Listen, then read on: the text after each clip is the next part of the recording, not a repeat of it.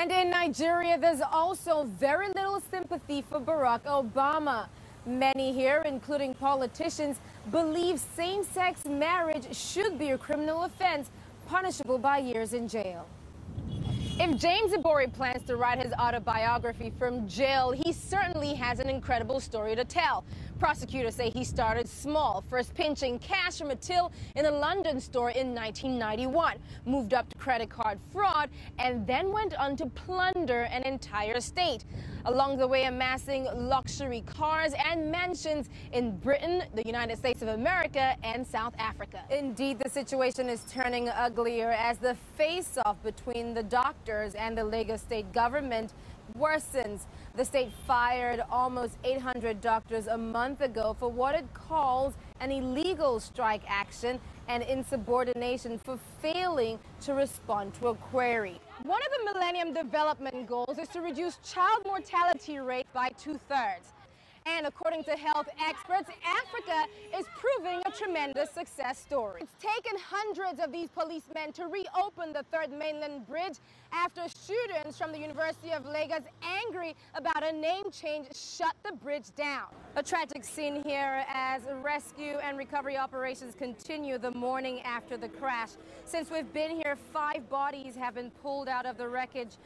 It's day 3 of the general strike in Nigeria, and to my left is the Dodon Barracks, which used to be the seat of political power in this country. These youths on Abalande Road are upset. They're saying it's not really about the fuel subsidy removal. It's about bad leadership in Nigeria. And these bonfires they set down Abalande Road is a sign of their anger. The Porsche Center here in Lagos is a 770 square meter state-of-the-art showroom. And it speaks directly to Nigeria's love of opulence. And it is drawing the country's richest and most successful people.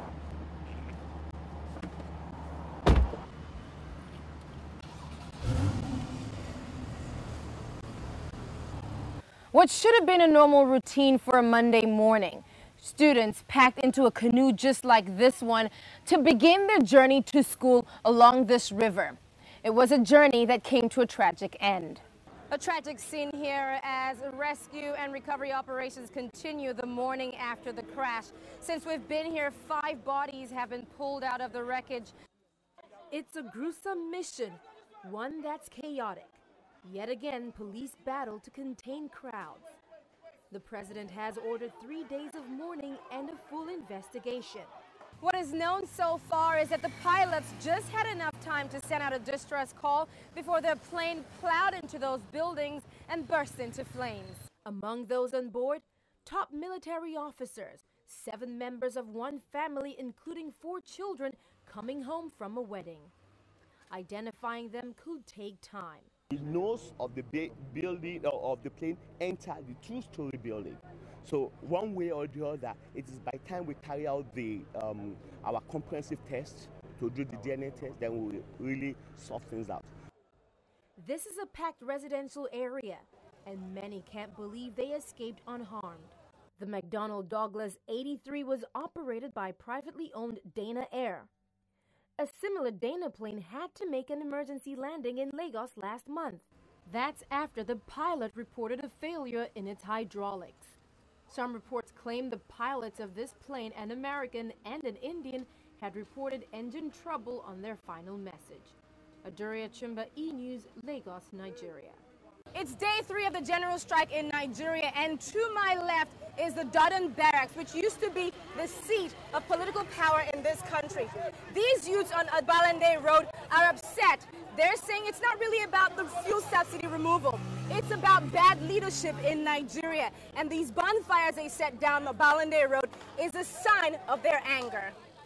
Littered with shanties and shacks, Abalande is one of the biggest slums in Lagos. Like much of the country, it's been neglected for years. Yet, not so very long ago, the presidential villa was just next door. And close by, there's a luxury suburb, one that's rapidly expanding. Back here on Odo Street, there's no clean drinking water or electricity. It's a life the likes of 24-year-old Michael Adebola and his friends have endured for years. But this is their chance to send a message to President Goodluck Jonathan and his ministers. have to let Jonathan know that he have to bring this thing back down to 30 naira. Down to 30 naira, not 65 naira again. We don't want 65 naira because we are tired of this. We can't start going Okada from here to Okesuno 250. Then how much am I earning a month? I will pay for my school fees. Then I will pay for house rent.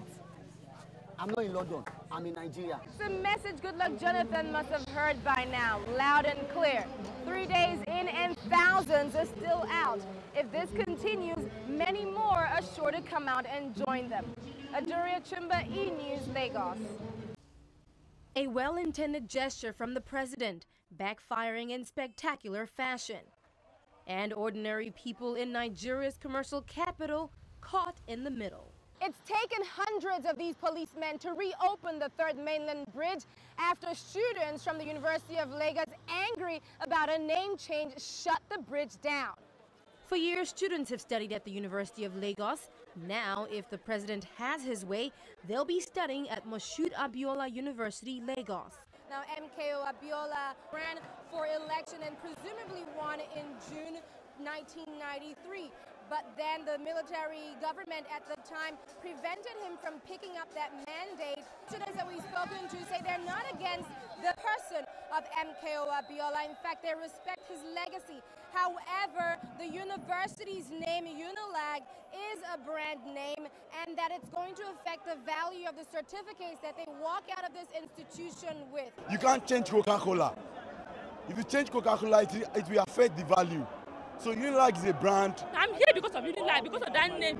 And I wish to even go Harvard for my PhD. So I wouldn't want to see people go there. I would now start explaining myself of, okay, oh, it was Unilag before, now it is now mine, you.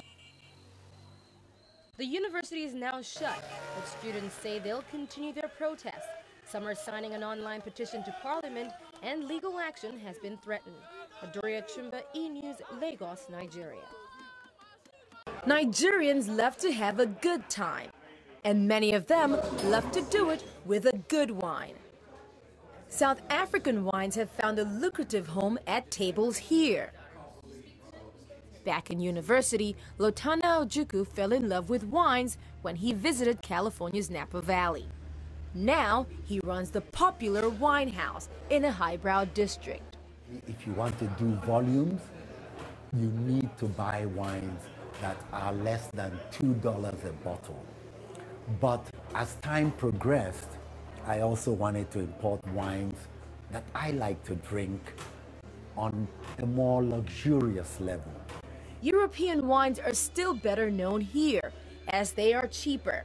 But South African wine exports are growing in spite of their price, with East Africa, Russia, and Asia as prospective markets. I think this is something South Africa needs to work on. They're also getting some very good competition from South American wines. South Africa has advantages like low labor costs, and it should not overprice its products. Here in Lagos, Nigerians have a love for red wines, but luxury spirits and champagnes are also finding favor among the city's affluent. The taste that Nigeria has for champagne, high-end spirits, is something peculiar, even though we're a developing country. This country has a number of very wealthy people who like to be ostentatious. Nigeria does not produce grapes or make wine. However, it boasts of connoisseurs who are very savvy and influential. And with the government's recent push to encourage agro-business, the entrepreneurial and well-connected amongst them are poised to be pioneer wine growers. The deal breaker will be Mother Nature's buy-in. Adaure'S Showreel, E-News, Lagos, Nigeria. It's a brand synonymous with luxury, speed, and good living. And now Nigerians can get in on this action too. The Porsche Center in Lagos had its grand opening on Friday and launched the new Porsche 911. Regional Managing Director George Willis says Nigeria is a perfect market for the luxurious car. The world is a changing place, and emerging markets now become more and more key to the future of any brand. And I think we touched upon it earlier. You know, if you look at the likes of China and the likes of India, yes, you're right, 2 or 3 years ago you wouldn't ever consider seeing these kind of luxury brands there. If you look there today, these markets are full of these luxury brands, and you know, there's only so much growth that you can get from Europe and from the US. The emerging markets, we genuinely believe, will be the future growth for our products and our brands, which is why we are now taking the African market so seriously. The Porsche Center here in Lagos is a 770 square meter state-of-the-art showroom, and it speaks directly to Nigeria's love of opulence, and it is drawing the country's richest and most successful people.